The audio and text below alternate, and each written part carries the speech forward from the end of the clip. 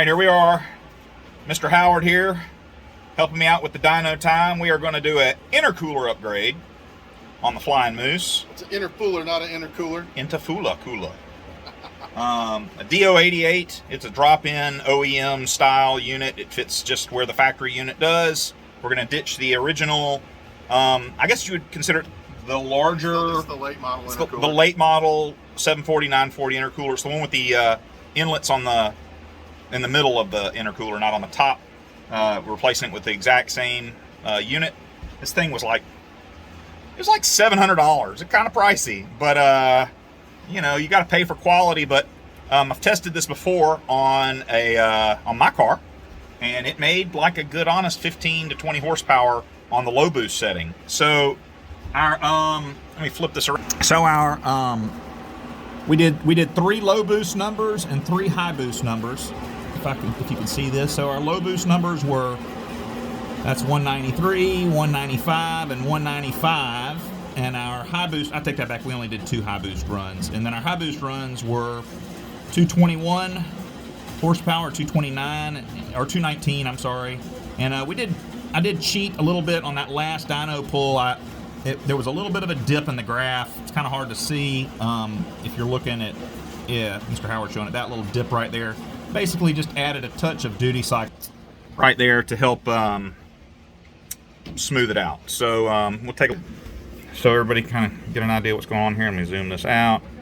So our last pull, the maximum boost on the log, let's see if I can get this going here. Basically it's showing us 184 kPa at 6,700 RPM. 184 kPa is 12.3, and it says it made 13 pounds somewhere. I think it was the previous pull, it made about 13 pounds.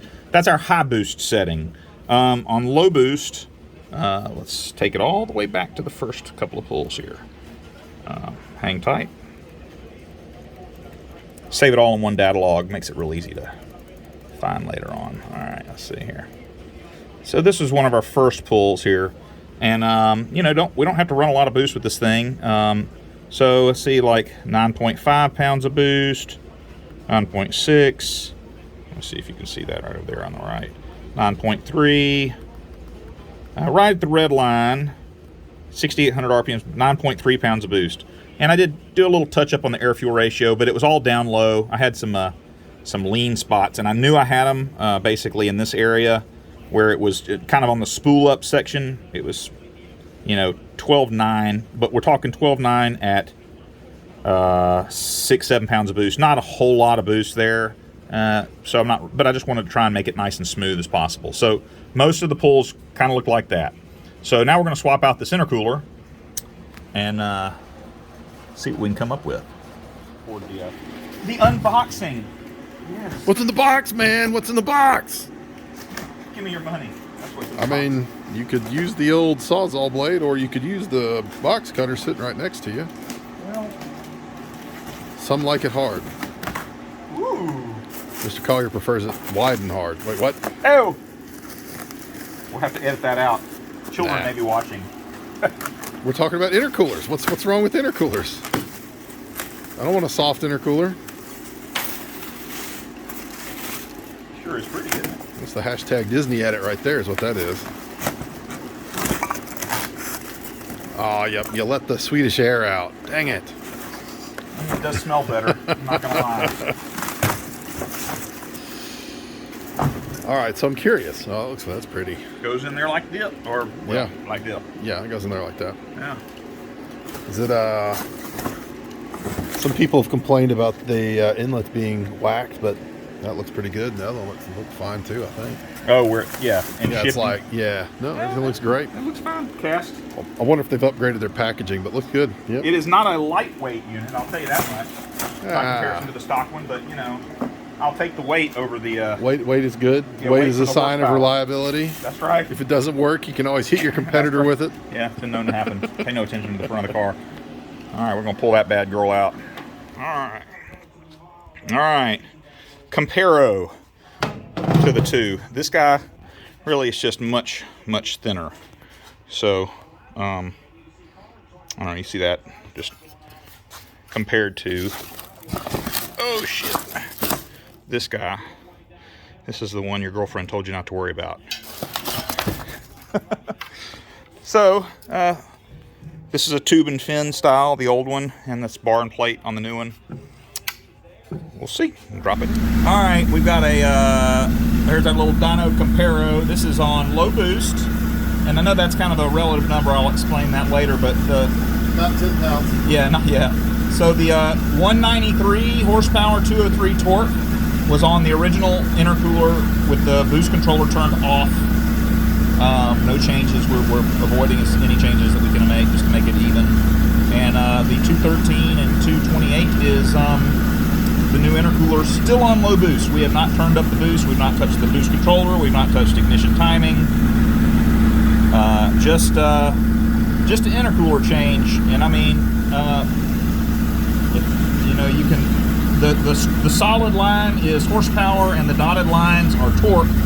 And you can see, I mean, substantial power gains on both sides. I mean, it's just, the whole system's not having to work nearly as hard. And it's making more boost. So let me explain that. The intercooler, yeah, so the intercooler is thicker than the stock intercooler and is a better design for airflow. So it's flowing much easier at the current volume of air that's going through it. Obviously, there's a point of diminishing returns, but even stock for stock, that shows the kind of the limitations of the factory intercooler. And really, truly, it's my opinion, the factory intercooler is good for about 200 wheel.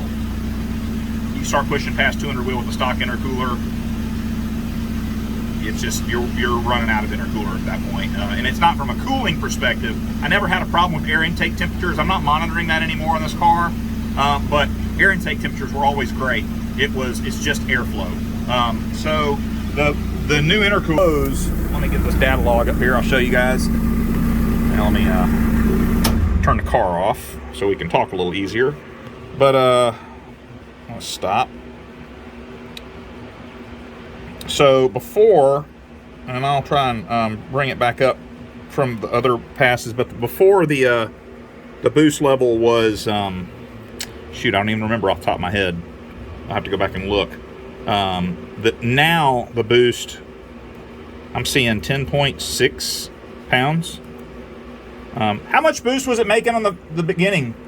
9, 8? I thought it was somewhere in the 8.5, 9. 0.63 to 0.65 bar range. So Yeah. that's about 9 pounds, and this Yeah. is about 9.5 pounds. No, now we're at about 10.6 pounds on that last run. That would be 170 kPa. Yeah, it's 169 kPa. Look at you. I could do this a lot. And I was going to say, Kenny does a lot of tuning. So, no ignition timing changes, no air fuel ratio, and it's a little bit leaner, which is also on a speed density car. You get a little leaner on the air fuel ratio. That kind of tells you you've done something to pick up some horsepower. So now we're going to mess with the Go Baby Go switch, which is just in an emergency. Let's just say you got a situation where you are faster than the guy in the turns, but for some reason he's got a lot more horsepower than you. This is just kind of a cheater switch. We can't run it on high boost for long because fuel economy is really kind of it's kind of what holds us back. We can't, we need the car to run 2 hours on fuel. And if I run more boost than we're making now, more power than we're making now, horsepower and fuel economy, those two lines follow each other. So make more horsepower, you're getting less fuel economy. So especially with this old 8-valve head, we can't get real greedy with the air fuel ratio. So let's turn the boost up.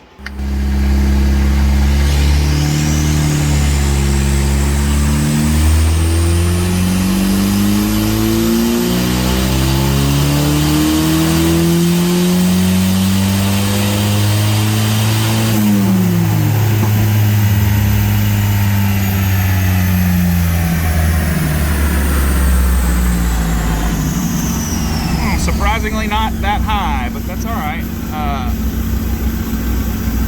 Almost 233 and 248. Definitely a bump, but not crazy. We'll make some more adjustments. So this is high boost old intercooler versus high boost new intercooler. So 221 to 234 didn't make quite as big of a jump as I was expecting. It just didn't make that much more boost because it's just going to require more duty cycle to make more boost. Maximum boost on the new intercooler was 13.8 psi, which 234 horsepower is not too shabby. I'm going to do a little tickling on the computer, see if we can get those numbers up a little bit better, but the 240 torque, that'll get it done. So maybe you can see a little bit better on this screen. It's kind of hard to tell looking at a computer. Oh, here we go. Yeah, there we go. So you can see the dyno graph here. It's not too bad, but it's pretty much just good old 8 valve, and this is just a regular old IPD turbo cam. She's done at $6 grand for sure, 5,800 RPM. That's all she's got. You can rev her on out, and you can see that I've done that on the dyno because it's there, and it'll do it fine. It's just you're not going any faster at that point. So really, in this car, shifting it at about 6,000 RPM is kind of the key. Anyway.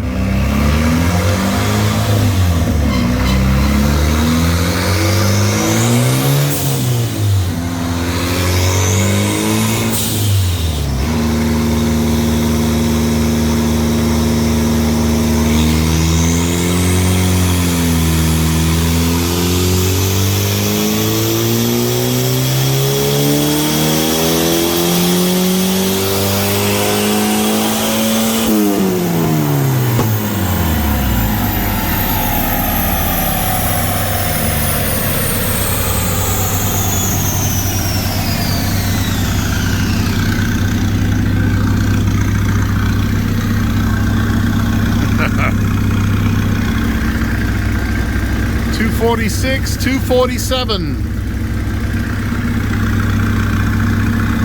If you'd hit 245, I would have said you were having fun with the numbers. Ooh, wee. Let's see, get back.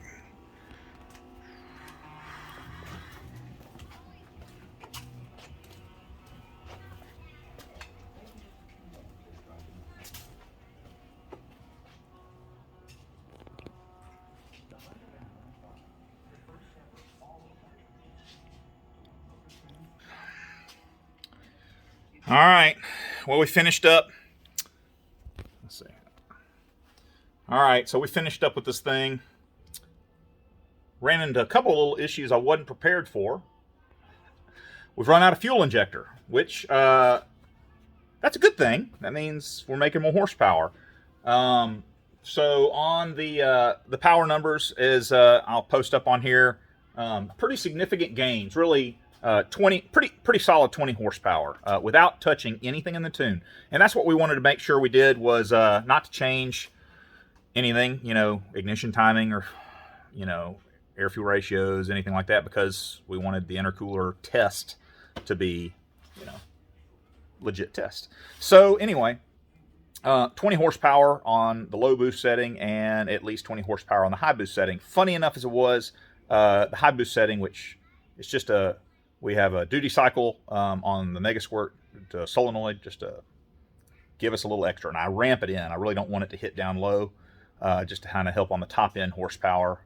But it didn't really make as much of a difference as it did on the low boost. The low boost, it was like almost 1.5 to 2 pounds of boost additional without touching anything, just better flow through that intercooler core. Where the new one, or on the high boost, I'm sorry, it was maybe not quite so much.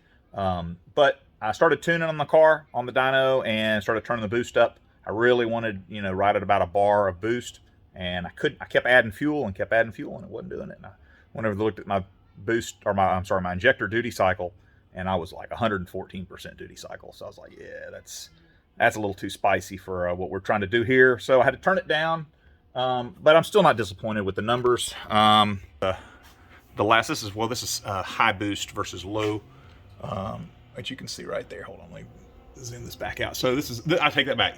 This is high boost versus low boost now, where we're sitting at. So 219 wheel horsepower, 227 foot-pounds of torque. That's on low boost. That's and I say low boost, I keep throwing that number out there. It's It's like 10 to 10 and a half pounds of boost, without, you know, any modifications to the wastegate or anything like that. The 242 is, you know, 13 and a half pounds of boost, but I wanted to keep the duty cycle below 100. Keep your duty cycle at, you know, really you need to keep it below 80, 85%. I've always pushed it over that, and I've never really had a whole lot of problems with it. And here it is what it is. We'll add more injector if we see fit. That's still a significant power gain. It's 20 horsepower everywhere, and we never really run the car on high boost. It's just a as needed situation. So I've mentioned that before. Anyway, Champ Car Road Atlanta next weekend. We'll be running in the EC class. Kind of sucks. The car has too many mods for Champ Car. We need to ditch the adjustable shocks and maybe a couple of Heim joints if we could replace them with the factory or some kind of, you know, non-Heim joint. That would probably get us down under the 500 point mark. So we'll see what we can do. Peace.